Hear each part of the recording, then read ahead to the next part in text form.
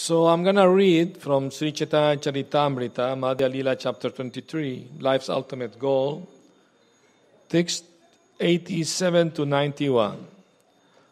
Srimati Radharani has transcendental, unlimited qualities, of which 25 are principal. And Krishna is controlled by these transcendental qualities of Srimati Radharani. So let us read them. Srimati Radharani's 25 chief transcendental qualities are: 1. She is very sweet. 2. She is always freshly youthful, eternally youthful. Her eyes are restless. 4. She smiles brightly. 5. She has beautiful, auspicious lines. 6. She makes Krishna happy with her bodily aroma. 7. She is very expert in singing. 8. Her speech is charming. 9. She is very expert in joking and speaking pleasantly. 10. She is very humble and meek. 11. She is always full of mercy. 12. She is cunning. 13. She is expert in executing her duties. 14. She is shy. 15. She is always respectful. 16. She is always calm. 17. She is always grave. 18. She is expert in enjoying life. Everybody wants to enjoy life, but we should learn from Radharani how to enjoy life by serving, pleasing Krishna. 19. She is situated at the topmost level of ecstatic love. 20. She is the reservoir of loving affairs in Gokula. 21. She is the most famous of submissive devotees. 22. She is very affectionate to elderly people. So we have some chance there.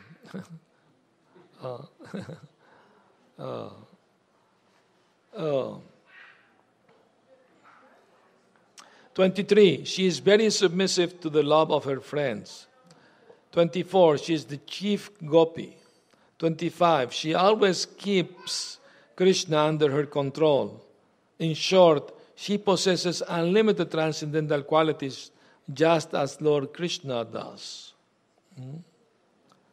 These verses are also found in Ujjwala Nilamani, Sri Radha Prakarana, 1115 by Srila Rupa Goswami. So,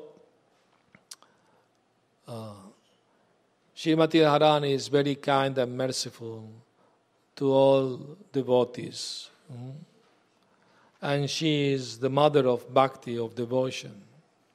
When we engage in devotional service by the nine process of bhakti, beginning with hearing, chanting, remembering, we are taking shelter in Radharani to execute these devotional activities. So we should always remember that without Radharani's mercy, we can't be successful in our devotional life. We always have to pray for her kindness, her mercy.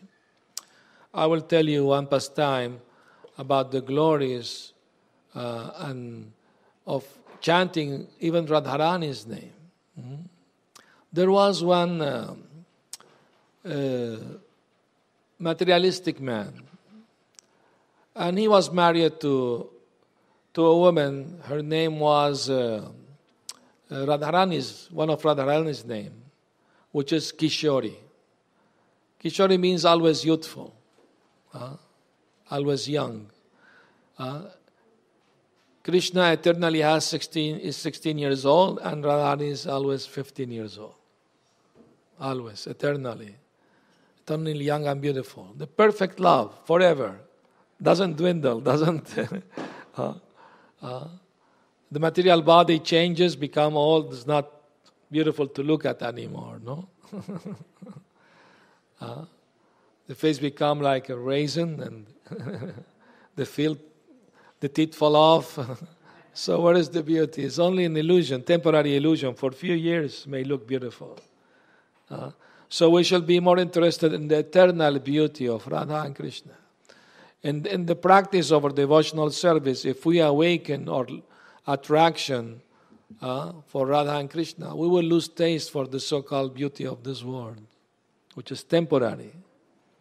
So that's the purpose of human life, to develop our eternal love for the Lord. And Radha and Krishna are one. They are non-different. Although apparently Krishna is the predominator and Radharani is the predominated, but Krishna is controlled by the love of Srimati Radharani. Anyway, this materialistic man, his wife was named Kishori, and he was very much attached to her because she was very beautiful. But one day, she got a very serious disease, and shortly she died. So the man was completely devastated, totally devastated. He didn't want to eat, to sleep. He was crying, didn't want... his family, friend tried to pacify him. After a few days, few weeks, he could not. He just was completely devastated. So, one saintly sadhu, he was passing through, and he heard this man crying out, Kishori, Kishori, Kishori, Kishori, calling for his wife. But Kishori is also Radharani's name. So this sadhu, saintly person, thought, this must be a great devotee of Radharani. So he came, knocked on the door, and the man weeping opened the door, still chanting Kishori, Kishori. And the sadhu told him, if you want to get Kishori's darshan, if you want to see Kishori, if you want to get her blessing, her mercy, you must go to Varshana, her place there. So, yes. Oh, thank you. So the man went to Varshana, and there sit down there and start to cry out, Kishori, Kishori, Kishori, day and night, day after day, every day. So Radharani sent her gopi friend Vishaka, find out what this man wants from me. He's chanting my name so acutely, so desperately. See what he wants. Vishaka went in disguise and came back. Oh, he's just crying for his dead wife. Don't worry about him. He's not calling for you. He's too materially attached. But he kept week after week crying and calling for Kishori. Radharani told Vishaka, called her again, I can't tolerate anymore this crying. The only way I can stop him crying is that I gave him my mercy. Although he's calling his wife, he's also chanting my name. So I want to give him my causeless mercy. Although he doesn't deserve it, he's not qualified, he's a materialist. But since he's chanting my name, crying so pitifully, I felt compassion for him. So Radharani went with Vishaka, and they showed their eternal form to him, and this man fainted in ecstatic bliss. He fell at Radharani's feet crying, and he became a pure devotee of Radharani, became a great devotee of Radharani. So just see even how much potency is there in Radharani's name. Of course, when we chant the Maha Mantra, Hare Krishna, we are also chanting Radharani's name. Hare is the vocative way of calling Hara, which is Radharani. So Prabhupada taught us how to chant in a mood of helplessness, like a child crying for mother. So we are crying to Mother Radharani, please accept me, engage me in your service, engage me in the service of your beloved Krishna. Unless you show some kindness and compassion toward this fallen soul, how can I will get any auspiciousness in my life? So please be kind and tell Krishna to accept me. Prabhupada said, one can be full number one. But if Radharani tell Krishna, please accept this devotee, Krishna is obliged. So Radharani's heart is very soft, very compassionate. If we pray to her, if we always call helplessly for her help, like even this materialist was calling and he got the mercy. So what to speak of devotees? They must also get the mercy. But we should chant with like a child crying for mother. That's the mood we need to chant. In South America, they have a saying, a child who doesn't cry doesn't get breast milk.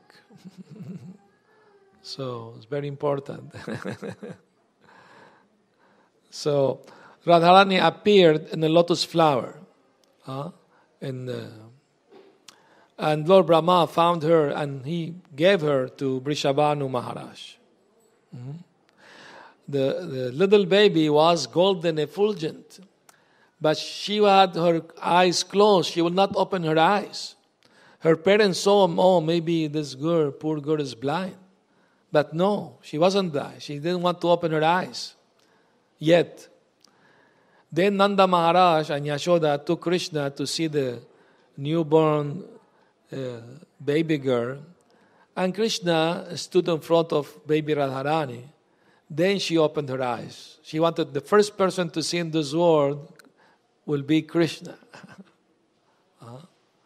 So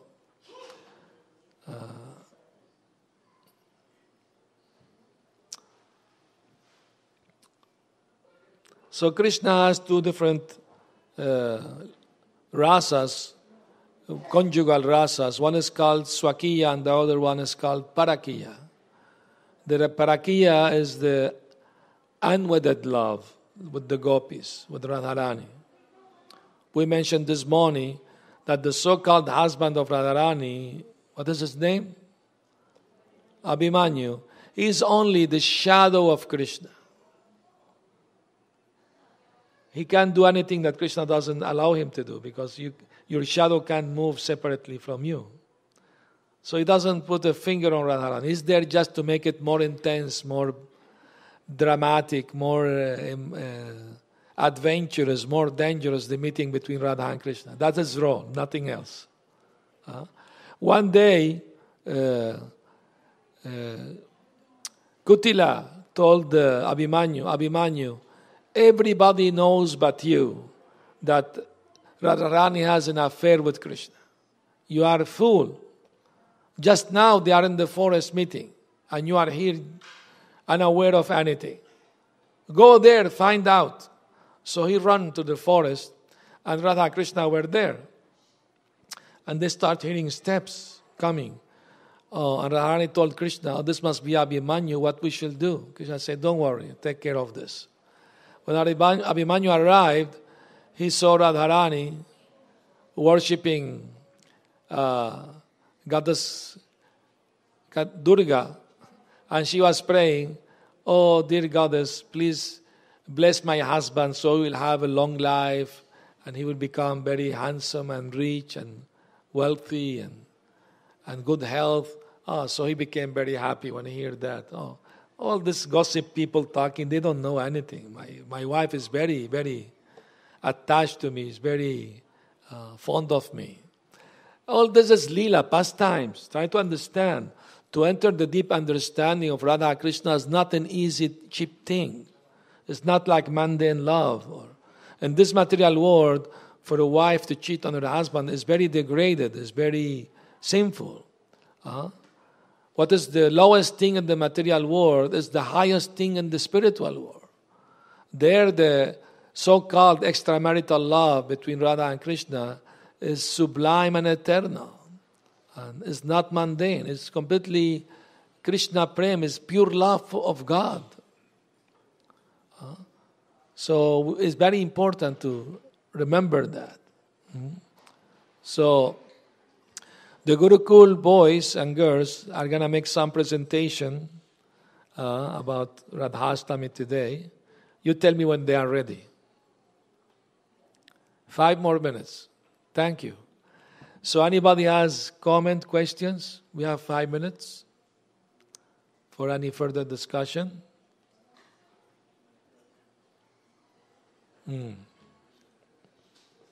I will tell you one more pastime of Radha and Krishna to show how intense the love between them.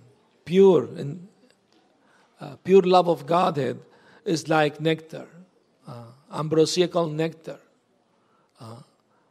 One who drinks this nectar is like drinking hot sugar cane juice. It's so sweet you can't stop drinking, but it's so hot it's burning your tongue. But still you can't stop drinking it. So this is in Chaitanya Charitamrita, this comparison is given. Once Radharani called her friend Lalita and told her, dear friend Lalita, I can't tolerate any more Krishna's separation. Please, I want to write him a letter. Get me something to write on. She brought her a palm leaf and a peacock feather to write on. So Radharani sat down to write Krishna's a letter. And she went into deep meditation on Krishna. So much so that she thought herself to be Krishna. So she wrote, my very dearest Srimati Radharani. Then she realized. Then some tears fell from her eyes, wetting the palm leaf. And she folded and gave it to Lalita. Please give it to Krishna. So Lalita ran to Krishna and gave the message. Krishna opened the message and he just saw that. A mark of a tear. And my dear Radharani, so he understood. Radharani is feeling too much separation from me. So I must write her back. So he asked Subal, please give me palm and peacock feather to write. And Krishna sat down to write. And he became so absorbed in thinking of Srimati Radharani that he started to write, my very dear Krishna. He thought himself to be Radharani writing to Krishna. So few tears fell from his eyes, and he gave Subal the letter, please give to Radharani. So this is the amazing eternal love between Radha and Krishna. It's not from this world. This material world is a perverted reflection of the spiritual world. Everything we see here is a perverted reflection of the original. This is the carbon copy here. It's not the real thing. The real thing is there. We are missing all the adventures and fun and romance and everything is there. There is nothing lacking in Krishna consciousness. Everything is there. What people like to, what they look and in the movies or TV, what they want to see. They want to see adventure, drama, romance, danger, even horror. There is also everything is that in Krishna's pastime. Isn't? If you read the Nectar of Devotion, you will find all those different rasas exhibited in Krishna Lila. And we are part of Krishna. We belong to Krishna's energy, Tatashta Shakti. We belong to the marginal energy, but we are Parashakti, we are above the material energy. And Radharani is Swarup Shakti, the original potency of Krishna. So if we take shelter in Radharani's protection while performing our devotional service to the Lord, then we are assured success in our spiritual life. We should always remember that. We should always remember that. Prabhupada once said, Krishna alone is not so beautiful. Only when he is with Radharani, he is very beautiful. Krishna wanted to go to a party in Vrindavan. He went alone, he was not allowed entrance. Only when Radharani came, he was allowed entrance with her. So, of course, we have unlimited pastime to speak about to Radharani today in his transcendental appearance day, Shri Radhastami. But let us hear from these young Vaishnavas and Vaishnavis what they have prepared for us to hear today in this transcendental Shri Radhastami ki, Shri Srimati Radharani ki, Gaur Premanandi, Hari Hari Bol.